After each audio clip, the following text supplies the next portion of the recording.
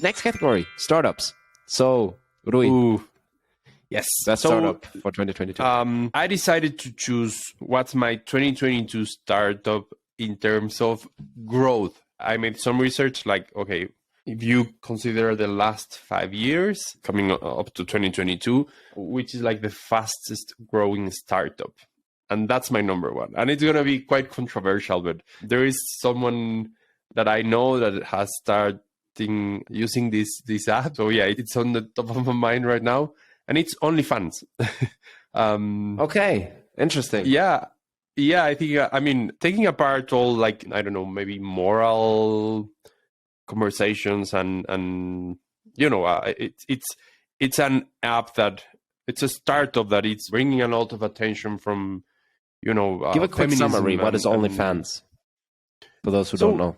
OnlyFans, yeah. So for those who don't know, OnlyFans is basically a platform. It was founded in 2016 in London, the UK.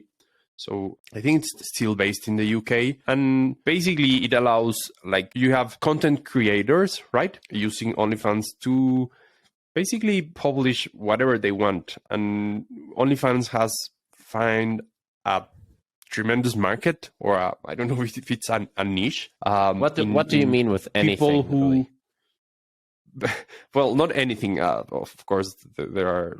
What type of rules, content do you typically find on OnlyFans? It's open enough if you want to upload like adult content, so like porn.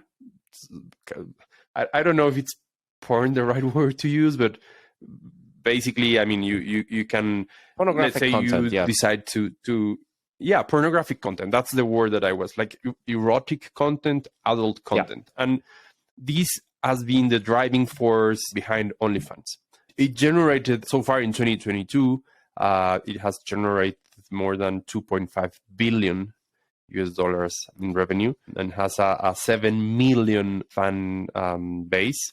So yeah, it has grown close to 9,000% in the last 5 years. Now, what I think it's really interesting, in no way I'm like, you know, promoting creating pornographic content. I am very respectful of how, you know, being lawful, you may do whatever you want with your body. I read some case studies, George, about how this OnlyFans, like, open platform for content creators is allowing so much, especially young people, to generate income through, like, of course, most of it is like, you know, uploading adult content or pornographic content, which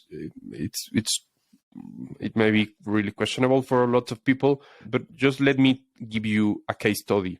So I was reading about this woman in her early 20s, decided to study filming in Toronto, in Canada. She's from Ukraine, so she moved to Canada before the war started. Yeah, so she's studying filming, and at the same time she opened her OnlyFans account, and she is making more than 100K, 100 US dollars a year right now. Yeah, and I think the top OnlyFans creator has generated like 40 million. Yeah, the top earner is like $40 million in revenue.